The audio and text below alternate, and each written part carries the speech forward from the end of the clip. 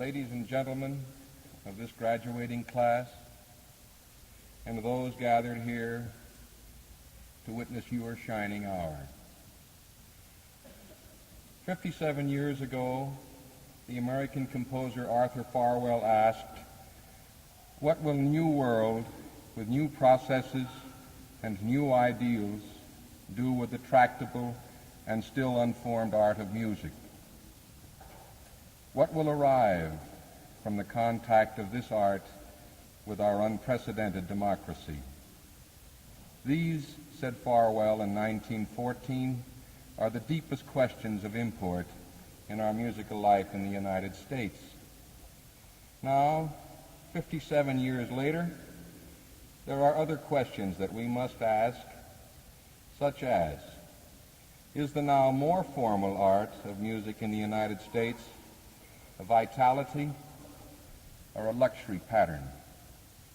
Certainly this is a stern query to contemplate on this day, the significance of which is made possible by a graduating class of music majors. Should we take a cue from the handwriting on the walls of so many of our musical fortresses, and from the fact that it is ever easier to find support for the sports arena than for the theaters of the performing arts?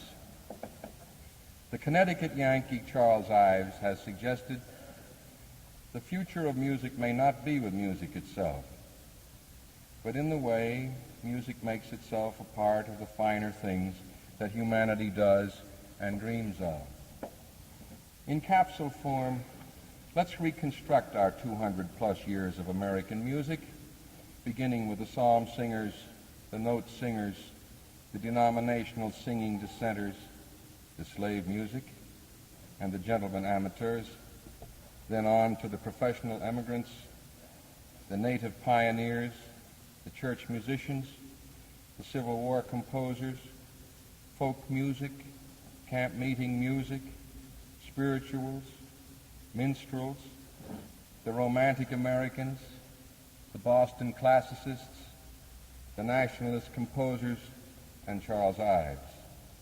Handy's blues, jazz, which Gershwin felt expressed ourselves, Dixie, swing, bebop, cool, the Americanists, the eclectics, the traditionalists, the experimentalists, the myriad popular currents, the American operatic scene, the liberalisms of the 60s, and here we are, all this in 200-plus years.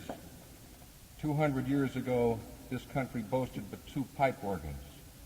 Then, with the advent of the 19th century, there was music in the schools, piano factories, Louis Gottschalk, the Handel and Haydn Society, the Musical Fund Society, the New York Philharmonic, the first music periodical, music criticism, theory teachers, and Stephen Collins Foster. In the 50s of that century, we began a native chamber music. There were violin makers. Ditson and Schirmer published music, and Horatio Parker and Edward MacDowell composed. To direct Charles Ives' statement to an earlier America, could we say that music made itself a part of the finer things that humanity did and dreamed of? Can we say now that music is making itself a part of the finer things that humanity does and dreams of?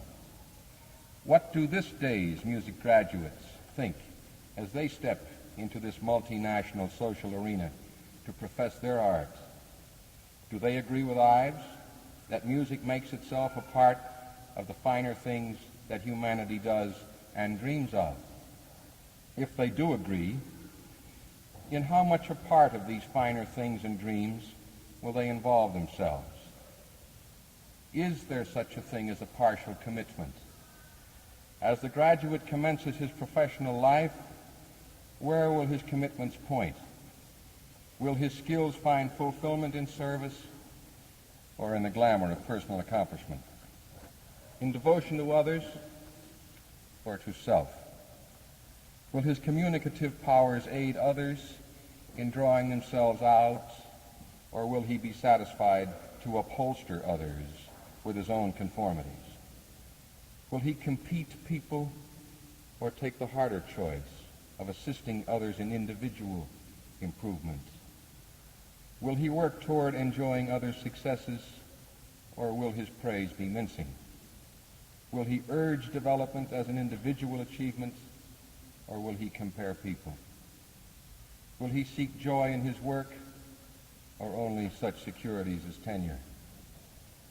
Will there be thoroughness, or just sophistication? Will his respect for others lean toward reverence or tolerance? Will his helpfulness be vigilant as to others' needs, or will he pawn off a thesis? Will he travel his familiar academic roads with freshness, born of new companions, or will there be arid repetition? Will his life show the excitement of endeavors or the boredom of chores? Is there such a thing as partial commitment? At least, may the graduate be cautioned against the foregoing 3 C's: conformity, competition, and comparison. They will not work if he looks at his academic society as individuals to be nurtured. Each may need a special attention, hopelessly ideal, perhaps, but true. Each youngster reaches for his own development as vegetation reaches for the sun and the rain, each in its way, each in his way.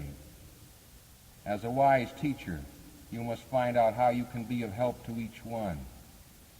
This is no partial commitment. You lead here only through service.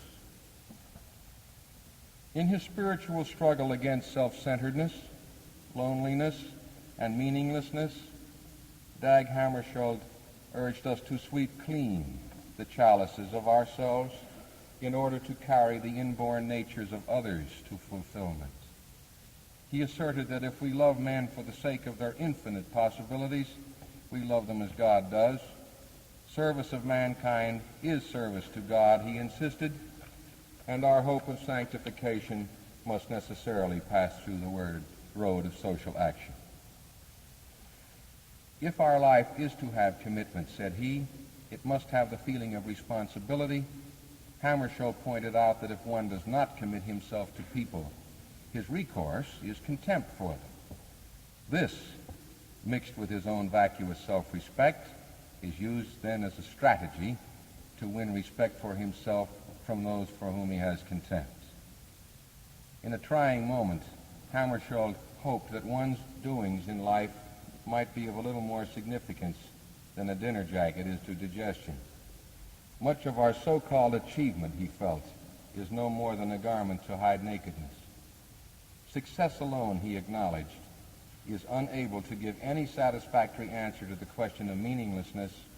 He warned that works in themselves bring the souls of men to the brink of disquiet. And then he said something which I believe is pertinent to this moment. A vocation can be fulfilled in a way that is not at all ostentatious, not showy, not attracting of notice. If your commitment is one of a serving through music, you eliminate music as a luxury pattern and accept it as a vitality through which you serve others. In this role, music cannot help but be part of those finer human things and dreams. You will see your fellow man, one at a time, and experience the joy of drawing him out and enjoying his fulfillments. Music as a way to life can never be a luxury pattern. Certain performing and academic areas can price themselves out of the market or lose their audience through lack of contemporaneity or by outliving their usefulness.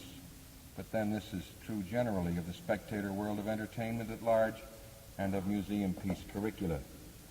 These are not the areas of musical ministering to which you commit yourself. The socio-academic area to which you are going is of a deeper level than those musical areas that have been organized far beyond the usable intelligence. The area to which you will go is one to which you are ordained to see the possibilities in others and to command and use such techniques necessary for making them realize and share those possibilities. Always your lesson plan will be at the ready, and always you must be willing to abandon it when its expressions are inadequate. The vitality of all educative processes is what you draw out and lead forth from others. Then you can rejoice with them at their successes, and you won't be tempted to take credit for it. They and you are studying something together. They are not merely studying with you. Granted, as a teacher, you have been somewhere where they have not been. However, you haven't been there with them yet. Who knows what new things lie ahead? The 19th century Scotchman Thomas Carlyle gives us the following law of culture. Let each become all that he was created capable of being, expand, if possible, to his full growth, and show himself at length in his own shape and stature, be these what they may. It seems fitting to close with a word, the much-used word love, but in the context in which the latter-day martyr Dietrich Bonhoeffer used it. He spoke of love towards God as a kind of cantus firmus to which the other melodies of life provide the counterpoint. May we find that in serving man, we love him with those melodious counterpoints of living made possible by our ability to recognize the cantus firmus which they adorn.